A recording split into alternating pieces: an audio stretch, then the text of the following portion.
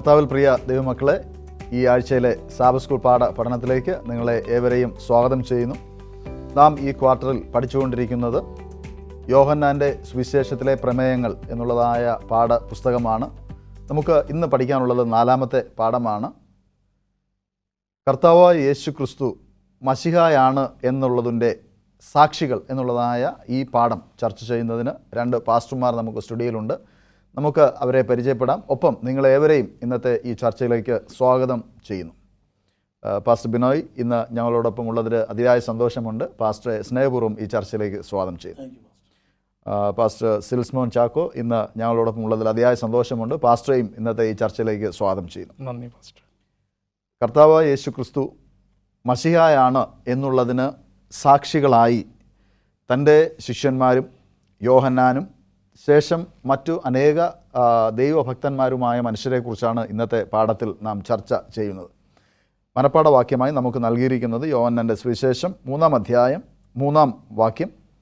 യേശു അവനോട്, ആമേൻ ആമേൻ ഞാൻ നിന്നോട് പറയുന്നു, പുതുതായി ജനിച്ചില്ല എങ്കിൽ ദൈവരാജ്യം കാണുവാൻ ആർക്കും കഴിയുകയില്ല എന്ന് ഉത്തരം പറഞ്ഞു. കർത്താവായ യേശു ക്രിസ്തു ഒരു വലിയ ഉപദേശകനാണ് എന്നും കർത്താവായ യേശു ക്രിസ്തുവിൽ എന്തൊക്കെയോ പ്രത്യേകതകളുണ്ട് എന്നും സാമാന്യ ജനങ്ങൾ വരെ മനസ്സിലാക്കിയിരുന്നു. അത്തരത്തിൽ നിക്കോദീമോസും കർത്താവായ യേശു ക്രിസ്തുവിൽ എന്തോ പ്രത്യേകതകൾ കണ്ടിട്ടാണ് രാത്രിയിൽ കർത്താവായ യേശു ക്രിസ്തുവിനെ കാണുവാൻ തക്കവണ്ണം വന്നത്.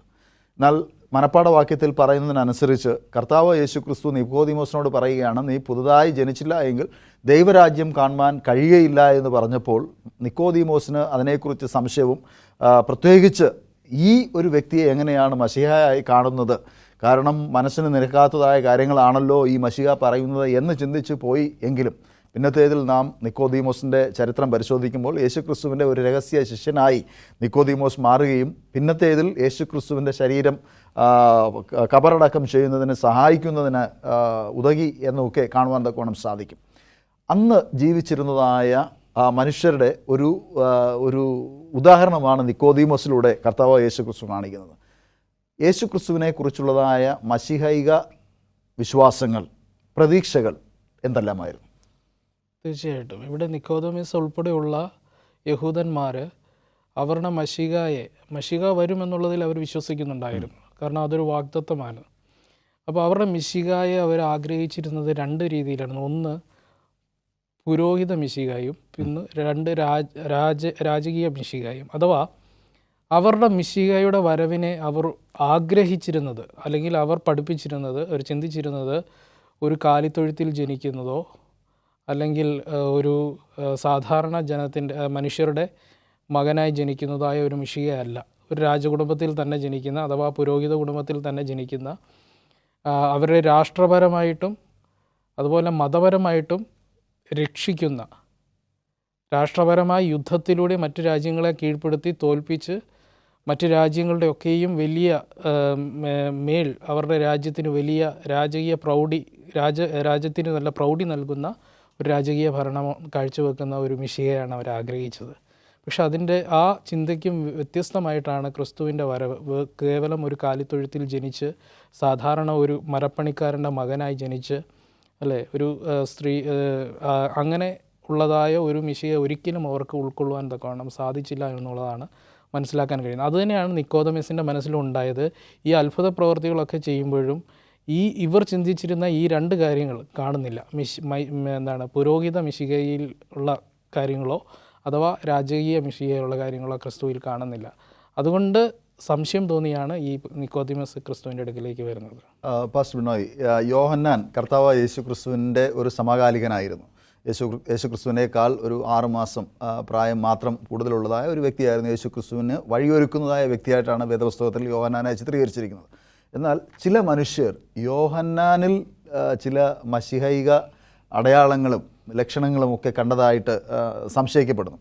എന്താണ് യോഹന്നാനിൽ കണ്ടതായ മശിഹൈക സ്വഭാവങ്ങൾ? യോഹന്നാൻ വളരെ ശക്തമായ ഒരു നിലപാടുള്ള ഒരു മനുഷ്യനായിരുന്നു. പഴയ നിയമ പ്രവചനങ്ങളെല്ലാം തീർന്നു. ഏതാണ്ട് ഇസ്രായേലിന് ബന്ധപ്പെടാൻ കഴിയാത്തൊരു 400 വർഷം വളരെ ഡാർക്ക് ഏജസ് കാലഘട്ടമാണ്. ആ കാലഘട്ടത്തിൽ ജനങ്ങളെല്ലാം കണ്ണിൽ എണ്ണയൊഴിച്ചിങ്ങനെ നോക്കി നിൽക്കുകയാണ്. മശിഹായ്ക്കുള്ള പ്രവചനമുണ്ട്. പക്ഷേ ആ പ്രവചനങ്ങളൊന്നും പൂർത്തീകരിച്ച് കാണുന്നില്ല. അങ്ങനെ വരുമ്പോഴാണ് പാസ്റ്റർ നേരത്തെ പറഞ്ഞ പോലെ യേശുവിനേക്കാൾ 6 മാസം പ്രായമുള്ള യേശുവിൻ്റെ ചാർച്ചക്കാരനാണ് യോഹന്നാൻ. യോഹന്നാൻ്റെ പ്രസ്താവനകളും യോഹന്നാൻ്റെ പ്രവൃത്തികളും ഒക്കെ ഇതുതന്നെയാണോ മശിഹ എന്ന് അവർ ചിന്തിക്കാൻ കാരണം അതുതന്നെയായിരുന്നു. കാരണം നീതിക്ക് വേണ്ടി വാദിക്കുന്ന, സത്യത്തിന് വേണ്ടി നിൽക്കുന്ന ഒരു വ്യക്തിയായിട്ടായിരുന്നു യോഹന്നാൻ രംഗപ്രവേശം ചെയ്തു. യോഹന്നാൻ ഒരു പുരോഹിതനായിരിക്കും, സക്രിയാവിൻ്റെ മകനായിരുന്നു. അപ്പോഴും ആ ധാർമ്മിക മൂല്യങ്ങൾ വളരെയധികം ഉള്ള ഒരു വ്യക്തി. ആ വ്യക്തിയുടെ പ്രസ്താവനകൾ ഇനി കേവലം ഇതാണോ മശിഹ എന്നുള്ള ചിന്തയിലിരിക്കുമ്പോൾ ഇതല്ല മശിഹ. മശിഹ എൻ്റെ പിന്നാലെ വരുന്നു, ആ മശിഹയുടെ ചെരുപ്പിൻ്റെ വാറടിപ്പാൻ പോലും ഞാൻ യോഗ്യനല്ല, അവൻ എന്നിലും ബലവാനാണ് എന്ന് പറഞ്ഞ് മശിഹയെ ഉയർത്തി കാണിക്കുന്ന ഒരു യോഹന്നാനെയാണ് നമ്മൾ കാണുന്നത്. കേവലം താൻ ആരുമല്ല, താൻ അതിന് മുന്നോടിയായി ദൈവത്താൽ അയക്കപ്പെട്ട ഒരു മനുഷ്യനാണ് എന്നാണ് യോഹന്നാൻ്റെ പ്രസ്താവനകൾ മുഴുവൻ. പാസ്റ്റർ നേരത്തെ പറഞ്ഞ പോലെ യഹൂദന്മാരുടെ പ്രതീക്ഷ രാജകീയ പുരോഹിത മശിഹയാണ്. തങ്ങളെ രക്ഷിക്കുന്ന, രാജ്യത്തെ യുദ്ധം ചെയ്ത് രാജ്യത്തെ നിലനിർത്തി തങ്ങളുടേതായിരിക്കുന്ന ഒരു രാജ്യത്തിന് പേര് നൽകി തരുന്ന ഒരു മശിഹയാണ് അവർ പ്രതീക്ഷിക്കുന്നത്. പക്ഷേ അവർ പ്രതീക്ഷിച്ചതൊന്നുമല്ലായിരുന്നു ഈ മശിഹയുടെ മനോഭാവം. സാക്ഷാൽ ലോകത്തിൻ്റെ രക്ഷകനായി വരുന്ന യേശു ആയിരുന്നു. ആ യേശുവിനെ ഉയർത്തുകയായിരുന്നു യോഹന്നാൻ്റെ ലക്ഷ്യം. യോഹന്നാനെ തന്നെ കുറിച്ച് പറയുന്നതായ ചില പ്രസ്താവനകൾ വേദപുസ്തകത്തിലുണ്ട്. ഈ പ്രസ്താവനകൾ എന്തൊക്കെയാണ്? എന്താണ് യോഹന്നാൻ തന്നെ അന്വേഷിച്ച് വന്നവരോട് യോഹന്നാൻ പറഞ്ഞത്? യോഹന്നാൻ പറഞ്ഞ പ്രധാനപ്പെട്ട ഒരു പ്രസ്താവന എന്ന് പറയുന്നത്, എനിക്ക് പിന്നാലെ വരുന്നവൻ എന്നേക്കാൾ വലിയവനാകുന്നു, അവൻ്റെ ചെരുപ്പിൻ്റെ വാറഴിക്കുവാൻ പോലും ഞാൻ യോഗ്യനല്ല, ഞാൻ അവന് വഴിയൊരുക്കുവാൻ വരുന്നവനാണ് എന്ന് യോഹന്നാൻ തന്നെ പറയുന്നുണ്ട്. എന്ന് പറഞ്ഞാൽ എല്ലാവരും യോഹന്നാനെ ഒരു പുരോഹിതൻ്റെ മകനായി ജനിച്ചതുകൊണ്ട് മശിഹയാക്കാൻ ശ്രമിക്കുമ്പോൾ യോഹന്നാൻ തന്നെ പറയാണ്, ഞാനല്ല മശിഹ, എനിക്ക് പിന്നാലെ വരുന്നവനാണ് മശിഹ, അവന് വഴിയൊരുക്കുന്നവനാണ് ഞാൻ എന്ന് യോഹന്നാൻ തന്നെ പറയാണ്. യോഹന്നാൻ അവസാനം പറയുന്നുണ്ട്, അതായത് യോഹന്നാൻ 1-ാം അധ്യായത്തിൽ തന്നെ വായിക്കുമ്പോൾ ഞാനല്ല ക്രിസ്തു എന്ന് പോലും യോഹന്നാൻ പറയുന്നുണ്ട്. അപ്പോൾ യോഹന്നാൻ പറയുന്നത് ഞാൻ മശിഹയല്ല, ഞാൻ അവന് വഴിയൊരുക്കുവാൻ വന്ന കേവലം ഒരു ശുശ്രൂഷകൻ മാത്രമാണ് എന്ന് യോഹന്നാൻ തന്നെ പറയുന്നു. ഒരുപക്ഷെ പാസ്റ്റർ ബിനോയ് പറഞ്ഞതുപോലുള്ളതായ ഒരു നീണ്ട കാത്തിരിപ്പിന് ശേഷം യോഹന്നാൻ ജനിച്ചത് കൊണ്ടായിരിക്കണം യോഹന്നാനിൽ മശിഹ പ്രതീക്ഷ ജനങ്ങൾ വച്ച് പുലർത്തിയത്. ഒരു ചെറിയ ഇടവേളയുടെ സമയമാണ്. പ്രിയ പ്രേക്ഷകരെ, ഒരു ചെറിയ ഇടവേളയ്ക്ക് ശേഷം ഞങ്ങൾ മടങ്ങി വരും. ഞങ്ങളോടൊപ്പം ആയിരിക്കും. കർത്താവിൽ പ്രിയ ദൈവമക്കളെ, ഈ ചർച്ചയിലേക്ക് വീണ്ടും നിങ്ങളെ ഏവരെയും സ്വാഗതം ചെയ്യുന്നു. പാസ്റ്റർ ബിനോയ്, കർത്താവായ യേശു ക്രിസ്തു ഈ ലോകത്തിലേക്ക് വന്നു എന്നതിന് ഏറ്റവും വലിയ സാക്ഷ്യം പറഞ്ഞത് യോഹന്നാൻ സ്നാപകനാണ്. എങ്ങനെയാണ് യോഹന്നാൻ സ്നാപകൻ യേശു ക്രിസ്തുവിൻ്റെ വരവിനെക്കുറിച്ചുള്ളതായ സാക്ഷ്യം മനുഷ്യരോട് പറഞ്ഞത്? യേശുവിന് മുന്നോടിയായിട്ടാണ് യോഹന്നാൻ വന്നത്. യോഹന്നാനെ കുറിച്ച് തന്നെ ധാരാളം പ്രവചനങ്ങൾ തിരുവചനത്തിലുണ്ടായിരുന്നു. അതിന് പ്രകാരമാണ് യോഹന്നാൻ തൻ്റെ ശുശ്രൂഷ ആരംഭിക്കുന്നത്. ഇവിടെ ജനങ്ങൾ യേശുവിനെയാണ് യോഹന്നാനിൽ പ്രതീക്ഷിച്ച് വെച്ചിരിക്കുന്നത്. മശിഹയായിട്ട് യോഹന്നാനാണ് പ്രതീക്ഷിച്ചിരിക്കുന്നത്. യോഹന്നാൻ നല്ലൊരു സ്വഭാവത്തിനുടമയാണ്. അത് ഞാൻ തന്നെയാണ് നിങ്ങൾ പ്രതീക്ഷിക്കുന്നത് എന്നൊന്നും പറഞ്ഞില്ല. പക്ഷെങ്കിൽ അവർ പ്രതീക്ഷിച്ചിരുന്ന ക്വാളിറ്റികളെല്ലാം യോഹന്നാനിൽ കണ്ടു കാണും. എന്നിട്ട് യോഹന്നാൻ ഒരിക്കലും അവകാശപ്പെട്ടില്ല. പക്ഷേ യോഹന്നാൻ പറയുന്നത്, യഹൂദന്മാർ കർത്താവ് യേശുക്രിസ്തുവിനെ കുറിച്ച് പ്രവാചകന്മാർ എഴുതിയിരിക്കുന്ന വാഗ്ദത്ത നിവൃത്തികൾ അവർ മനസ്സിലാക്കിയില്ല. അത് വായിക്കണമെന്ന് പറഞ്ഞ് യോഹന്നാൻ അവരിലേക്ക് ചിന്ത കടത്തി വിടുകയാണ്. ആ യേശുവിനെക്കുറിച്ച് യോഹന്നാൻ പറയുന്നത് തന്നെ, എന്നിലും ബലവാനായവനാണ് വരുന്നത്. ഒരു പക്ഷെങ്കിൽ യോഹന്നാൻ്റെ മാർദ്ദവ വസ്ത്രം, വെട്ടുകിളി, താൻ വനാന്തര മരുഭൂമിയിലെ ജീവിതം, ഇതെല്ലാം മറ്റുള്ള നിന്ന് വേർപെട്ടവനായതുകൊണ്ട് ഇത് തന്നെയായിരിക്കും മശിഹ എന്നവർ ചിന്തിച്ച് ഉറപ്പിച്ചിരിക്കുമ്പോഴാണ് യോഹന്നാൻ പറഞ്ഞത്, എൻ്റെ പിന്നാലെ വേറൊരുവൻ വരുന്നു, അവൻ എന്നിലും ബലവാനാണ്. യേശുവിനെക്കുറിച്ച് യോഹന്നാൻ്റെ പ്രതീക്ഷ, ഇതാ ലോകത്തിൻ്റെ പാപം ചുമക്കൻ ദൈവത്തിൻ്റെ കുഞ്ഞാട്, യാഗാദി സകല യാഗങ്ങളുടെയും പര്യവസാനം യേശുവിൽ നിക്ഷിപ്തമായിരിക്കുന്നു, അതിനെ പരിഹരിക്കുന്നതിന് വേണ്ടിയാണ് യേശു വന്നത് എന്ന് യോഹന്നാൻ വിളിച്ചു പറയുകയാണ് യോഹന്നാനോട്. അങ്ങനെയാണ് യോഹന്നാൻ്റെ കൂടെ നിന്ന ശിഷ്യന്മാർ യേശുവിനെ ഫോളോ ചെയ്യുന്നത്. ഇതാ ലോകത്തിൻ്റെ പാപത്തെ ചുമക്കുന്ന ദൈവത്തിൻ്റെ കുഞ്ഞാട്. ആ പ്രസ്താവന അതിമഹത്തായ പ്രസ്താവനയായിരുന്നു. യേശുവിൻ്റെ വരവിൻ്റെ ആഗമന ഉദ്ദേശം തന്നെ മുഴു ലോകത്തിനെയും പാപത്തെ പരിഹരിക്കുക, അതിനുവേണ്ടി കാലാകാലങ്ങളായി ചെയ്തു വരുന്ന യാഗത്തിന് ഒരു നിവൃത്തീകരണം ഉണ്ടാകും, അതിന് പൂർത്തീകരണം ഉണ്ടാകും. അത് പൂർത്തീകരിക്കുന്നതിന് വേണ്ടി യഥാർത്ഥ ലോകത്തിൻ്റെ പാപത്തെ ചുമക്കുന്ന കുഞ്ഞാടാണ് എൻ്റെ പിന്നാലെ വരുന്നത് എന്ന് യേശുവിനെ ഉയർത്തി കാണിക്കുകയായിരുന്നു യോഹന്നാൻ്റെ ലക്ഷ്യം. യേശു ക്രിസ്തു യോഹന്നാനെ കുറിച്ചും പറഞ്ഞിട്ടുണ്ട്. യോഹന്നാൻ യേശു ക്രിസ്തുവിനെ കുറിച്ച് പറഞ്ഞതുപോലെ തന്നെ യേശുക്രിസ്തു യോഹന്നാൻ സ്നാപകനാണോ അതോ വരാനിരിക്കുന്നതായ ഏലിയാവാണോ എന്നൊക്കെ ചിന്തിച്ച് യേശുവിൻ്റെ അടുക്കലും മനുഷ്യർ പോയിട്ടുണ്ട്. അപ്പോൾ യോഹന്നാൻ ആരാണ്, എന്താണ് യോഹന്നാൻ്റെ പ്രവൃത്തി എന്താണെന്ന് ആരാഞ്ഞതായ മനുഷ്യരോട് യേശുക്രിസ്തു യോഹന്നാനെ കുറിച്ച് എന്താണ്? തീർച്ചയായിട്ടും യോഹന്നാൻ സ്നാപകൻ ക്രിസ്തുവിനെക്കുറിച്ച് പറഞ്ഞതുപോലെ തന്നെ ക്രിസ്തുവും യോഹന്നാൻ സ്നാപകനെക്കുറിച്ചും പറയുന്നുണ്ട്. ക്രിസ്തു ഇപ്രകാരമാണ് യോഹന്നാൻ സ്നാപകനെക്കുറിച്ച് പറയുന്നത്: സ്ത്രീകളിൽ ജനിച്ചവനിൽ വലിയവനായി യോഹന്നാനെപ്പോൽ മറ്റാരുമില്ല എന്നാണ് പറയുന്നത്. രണ്ടാമത് ക്രിസ്തു പറയുന്നത് യോഹന്നാൻ നിങ്ങളുടെ സത്യത്തിന് സാക്ഷിയായിരിക്കും എന്ന് പറയുന്നുണ്ട്. അപ്പോൾ ക്രിസ്തു അത് പറയുമ്പോൾ ക്രിസ്തു ഒരിക്കലും പറയുന്നില്ല ഞാനാണ് ആ സത്യം എന്ന് പറയുന്നില്ല. അത് ജനങ്ങൾ മനസ്സിലാക്കണം. എന്നെക്കുറിച്ചാണ് സത്യത്തിന് സാക്ഷ്യം വഹിക്കാൻ, അല്ലെങ്കിൽ ഞാനാകുന്ന സത്യത്തെക്കുറിച്ചാണ് യോഹന്നാൻ സാക്ഷ്യം വഹിക്കുന്നത് എന്നുള്ളത് തിരിച്ചറിയണം. അതുകൊണ്ടാണ് ക്രിസ്തു യോഹന്നാൻ വലിയവനാണ് എന്നും യോഹന്നാൻ സത്യത്തിന് സാക്ഷ്യം വഹിക്കുന്നവനാണ് എന്നും പറയാൻ തക്കവണ്ണം ഇടയായത്. പാസ്റ്റർ, യോഹന്നാൻ കർത്താവ് യേശു ക്രിസ്തുവിനെ കുറിച്ച് സാക്ഷ്യം പറഞ്ഞതായ വ്യക്തികളിൽ ഒരു പ്രമുഖനാണ്. നേരത്തെ വേദപുസ്തകം നാം പഠിച്ചപ്പോൾ യോഹന്നാൻ എഴുത്തുകാരനായ യോഹന്നാനെക്കുറിച്ചും ഇപ്പോൾ സ്നാപക യോഹന്നാനെക്കുറിച്ചുമാണ് നാം പറയുന്നത്. കർത്താവ് യേശു ക്രിസ്തുവിൻ്റെ മശിഹത്വം മറ്റു മനുഷ്യരിലേക്ക് എത്തിക്കുന്നതിൽ യോഹന്നാൻ ഒരു വലിയ പങ്ക് വഹിച്ചിട്ടുണ്ട്. ദൈവത്തിൻ്റെ കുഞ്ഞാട് ആണ് എന്ന് കർത്താവ് യേശു ക്രിസ്തുവിനെക്കുറിച്ച് യോഹന്നാൻ പറഞ്ഞു. എന്തുകൊണ്ടാണ് ആ കുഞ്ഞാടിൻ്റെ ഒരു രൂപമായി യേശു ക്രിസ്തുവിനെ ലോകത്തിലേക്ക് യോഹന്നാൻ വരച്ച് കാണിക്കുന്നത്? യോഹന്നാൻ വരച്ച് കാട്ടുന്നതിൻ്റെ പ്രധാന ഉദ്ദേശം മനുഷ്യൻ്റെ ചിന്തകളെ തിരിച്ചുവിടുകയാണ്. കേവലം ഒരു ഭൗമിക രാജ്യം സ്ഥാപിക്കുന്ന രാജാവായിട്ടോ മശിഹയായിട്ടോ നിങ്ങൾ യേശുവിനെ കാണില്ല. പിതാവിനാൽ അയക്കപ്പെട്ടു മുഴു ലോകത്തിൻ്റെയും പാപത്തെ വഹിക്കുന്ന ദൈവത്തിൻ്റെ കുഞ്ഞാട്. അതിൻ്റെ അർത്ഥം തന്നെ ദൈവത്തിൻ്റെ പക്കൽ നിന്ന് ദൈവത്താൽ അയക്കപ്പെട്ടവനായി ദൈവിക ഉദ്ദേശം നടപ്പിൽ വരുത്തുവാൻ വേണ്ടി വന്നവനാണ് കർത്താവ് യേശു ക്രിസ്തു എന്നാണ് പറയുന്നത്. മാത്രമല്ല കാലാകാലങ്ങളായി ചെയ്തു വരുന്ന മൃഗയാഗങ്ങൾ എന്ന സമ്പ്രദായത്തിന് തിരശ്ശീല വീഴാൻ പോവുകയാണ്. ആ തിരശ്ശീല വീണ് എന്നേക്കുമായി മുഴു ലോകത്തിൻ്റെയും പാപത്തെ വഹിക്കുവാൻ തക്കവണ്ണം ദൈവത്താൽ അയക്കപ്പെട്ട വ്യക്തിയാണ് കർത്താവ് യേശു ക്രിസ്തു. അതുകൊണ്ട് യേശുവിനെ വലിയൊരു രക്ഷകനായിട്ട് യോഹന്നാൻ ചിത്രീകരിക്കുകയാണ്. ആ ദൈവവുമായിട്ടുള്ള ഉടമ്പടി നിങ്ങൾ പുതുക്കണം, ആ ദൈവത്തിൽ ആശ്രയിക്കണം. ആ യേശുവിന് മാത്രമേ നിങ്ങളുടെ പ്രശ്നങ്ങൾ പരിഹരിക്കാൻ സാധിക്കുകയുള്ളൂ. അതിനായിട്ടാണ് യേശു വന്നിരിക്കുന്നതെന്ന് ഇത്ര വ്യക്തമായി ബൈബിളിൽ പരിശോധിച്ചാൽ യേശുവിനെ ഇത്ര ഹൈലൈറ്റ് ചെയ്ത ഒരു മനുഷ്യൻ ലോക ചരിത്രത്തിൽ, ബൈബിളിൻ്റെ ചരിത്രത്തിലില്ല. അത് യോഹന്നാൻ സ്നാപകൻ മാത്രമാണ്. പാസ്റ്ററെ, യേശു ക്രിസ്തുവിൻ്റെ സാക്ഷ്യത്തെക്കുറിച്ച് കേട്ടതായ 2 യോഹന്നാൻ്റെ ശിഷ്യന്മാരുണ്ടായിരുന്നു. അവർക്ക് പിന്നത്തേതിൽ എന്താണ് സംഭവിച്ചത്? തീർച്ചയായിട്ടും ഇവിടെ യോഹന്നാൻ്റെ ഈ പ്രസ്താവന, അതായത് ഞാനല്ല മിശിഹ എന്നുള്ളതായ പ്രസ്താവന, അതൊക്കെ തൻ്റെ ശിഷ്യന്മാർ കേട്ടുകൊണ്ടിരിക്കുകയാണ്, യോഹന്നാൻ്റെ ശിഷ്യന്മാർ. അപ്പം ആരാണ് മിശിഹ എന്ന് അവർക്ക് അറിയണമായിരുന്നു, അല്ലെങ്കിൽ മനസ്സിലാക്കണമായിരുന്നു. അതിനുവേണ്ടിയാണ് അവർ എന്ത് ചെയ്തത്? യേശുവിൻ്റെ അടുക്കിലേക്ക് പോയി യേശുവിൻ്റെ സാക്ഷ്യം കേൾക്കുവാൻ തക്കവണ്ണം ഇടയാകുന്നത്. അപ്പോൾ യേശു യോഹന്നാനെക്കുറിച്ച് പറയുന്ന കാര്യങ്ങൾ കേട്ടിട്ടും അവർ മനസ്സിലാക്കുന്ന ഒരു കാര്യമുണ്ട്. അവർ തിരിച്ചു വന്ന് യോഹന്നാനോട് പറയുന്ന ഒരു കാര്യമുണ്ട്. ഇപ്രകാരമാണ് പറയുന്നത്: ഞങ്ങൾ മിശിഹായെ കണ്ടെത്തിയിരിക്കുന്നു. അപ്പോൾ അവർ എന്താണ് ഈ ഒരു കാര്യത്തിൽ നിന്നും യഥാർത്ഥ മിശിഹ ആരാണ് എന്ന് ഈ 2 സാക്ഷികൾ അല്ലെങ്കിൽ 2 ശിഷ്യന്മാർ സാക്ഷ്യം പറയുകയാണ്. സത്യത്തെക്കുറിച്ച് അവർ സാക്ഷ്യം യേശുക്രിസ്തു പറഞ്ഞു കൊടുക്കുന്നതിലുപരിയായി യേശുക്രിസ്തു ചെയ്തതായ അത്ഭുതങ്ങളും അടയാളങ്ങളും കാണുകയും കേൾക്കുകയും ചെയ്തപ്പോൾ വാസ്തവമായ മശിഹ ആരാണ് എന്ന് അവർ കണ്ടെത്തുകയും തിരിച്ചു വന്ന് യോഹന്നാനോട് സാക്ഷീകരിക്കുകയും ചെയ്യുന്നതായ ഒരു അവസ്ഥയാണ്.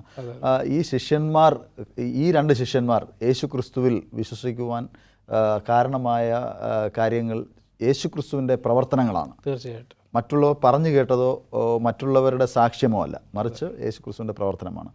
പാസ്റ്റർ ബിനോയ്, കർത്താവായ യേശു ക്രിസ്തു ഈ ഭൂമിയിൽ വന്നപ്പോൾ അനേക രോഗികളെ സൗഖ്യമാക്കി.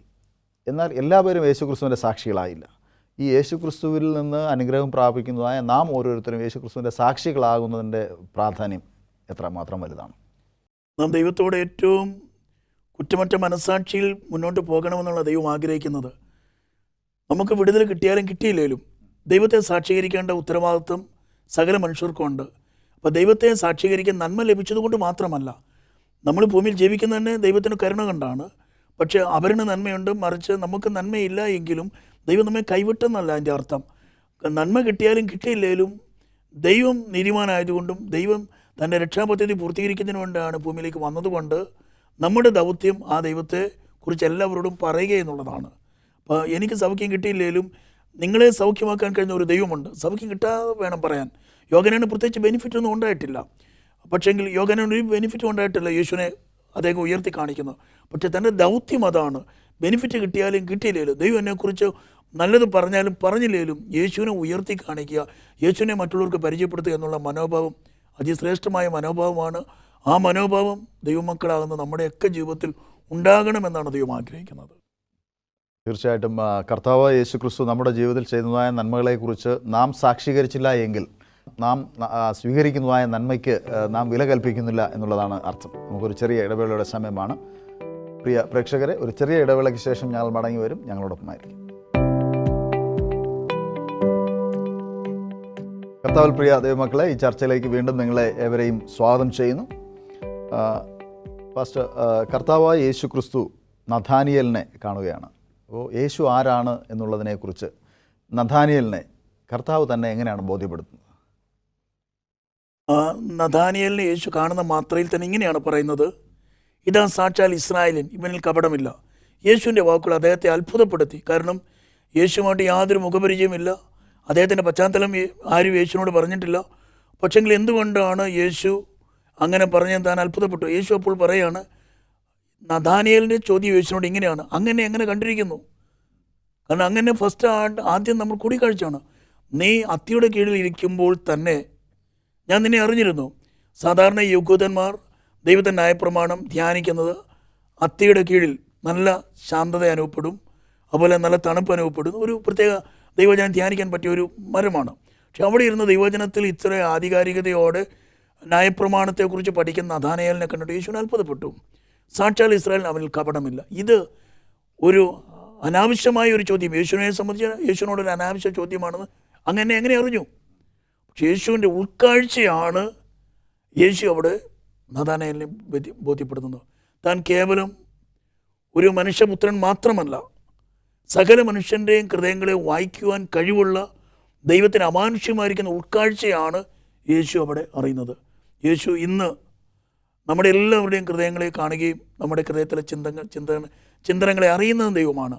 ആ ദൈവത്തിൽ സമർപ്പിക്കുവാനും ആ ദൈവത്തിൽ വിശ്വസിക്കുവാനും അത് നഥാനിയേലിന് കാരണമായി തീർന്നു എന്നാണ് നാം പിന്നീട് കാണുന്നത്. നാം വേദപുസ്തകം പരിശോധിക്കുന്ന സമയത്ത് യേശു ക്രിസ്തുവിനെ അറിയുവാൻ വന്നതായ വ്യക്തികളോട് യേശു ക്രിസ്തു പറഞ്ഞ് മനസ്സിലാക്കുന്നതിനേക്കാൾ വന്ന് കാൺമിൻ, നിങ്ങൾ കാണുന്നതും കേൾക്കുന്നതിനും നിങ്ങൾ സാക്ഷ്യം വഹിപ്പിൻ എന്നുള്ളതായ രീതിയിലാണ് യേശു ക്രിസ്തു അവരോട് ഉത്തരം പറയുന്നത്.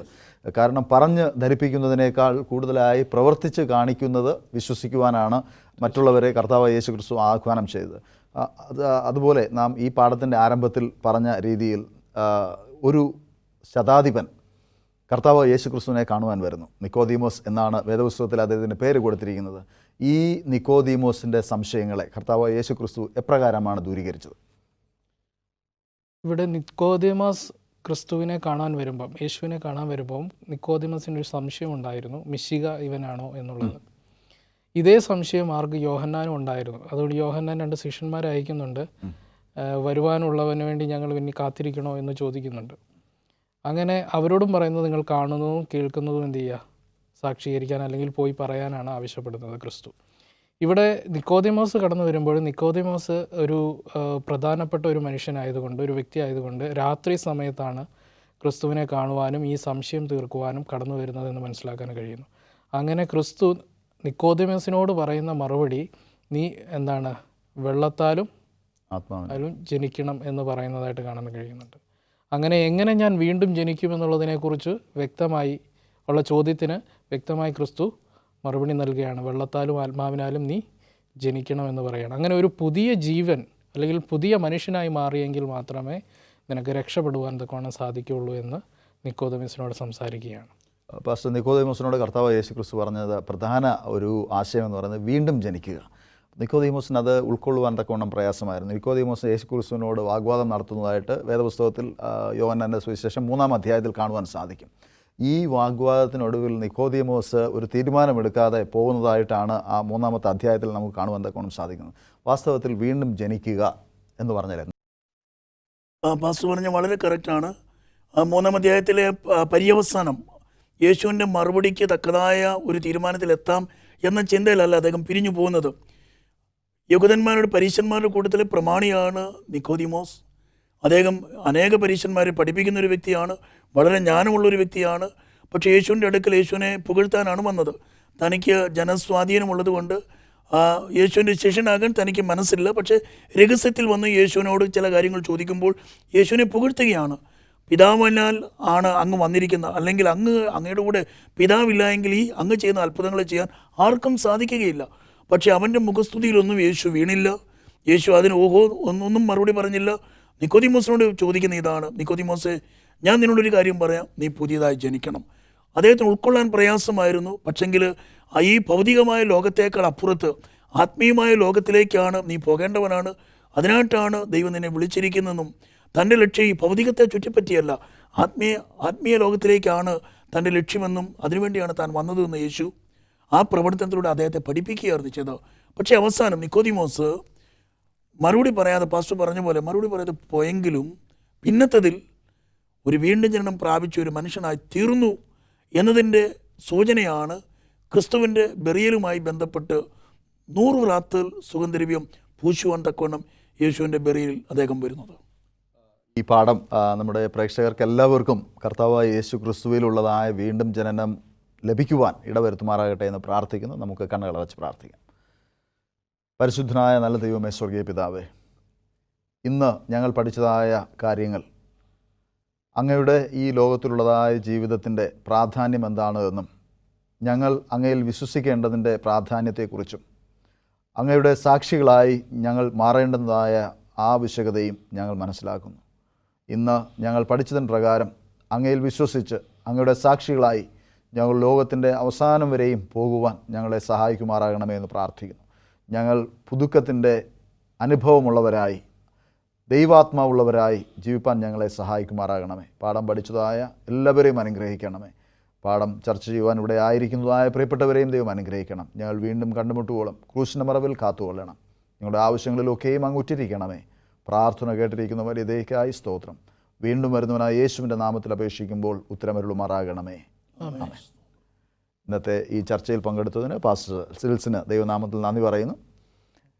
അതുപോലെ പാസ്റ്റർ ബിനോയ്, ദൈവം അനുഗ്രഹിക്കുമാറാകട്ടെ. കർത്താവിൽ പ്രിയ ദൈവമക്കളെ, നമ്മെ കർത്താവ് യേശു ക്രിസ്തുവിൻ്റെ ധീര സാക്ഷികളായി തീരുവാൻ കർത്താവ് ക്ഷണിക്കുകയാണ്. കർത്താവിൽ നിന്ന് അനുഗ്രഹം പ്രാപിക്കുക മാത്രമല്ല, മറിച്ച് കർത്താവിന് വേണ്ടി ജീവിക്കുകയും കർത്താവ് ആര് എന്ന് മറ്റുള്ളവരോട് പറയുവാൻ സർവശക്തനായ ദൈവം നമ്മെ ആഹ്വാനം ചെയ്യുകയാണ്. ഇന്ന് അതിൻ്റെ ദൗത്യം നാം ഓരോരുത്തരും ഏറ്റെടുത്ത് നമ്മുടെ സഹോദരങ്ങളോട്, നമുക്ക് ചുറ്റുമുള്ളവരോട്, നാം കാണുന്നവരോട്, നാം ഇടപെടുന്നവരോട് കർത്താവിനെക്കുറിച്ച് സാക്ഷ്യം പറയുവാൻ ദൈവം നമ്മെയും അനുഗ്രഹിക്കുമാറാകട്ടെ എന്ന് പ്രാർത്ഥിക്കുന്നു. ദൈവം നിങ്ങളെയും അനുഗ്രഹിക്കുമാറാകട്ടെ. God bless you.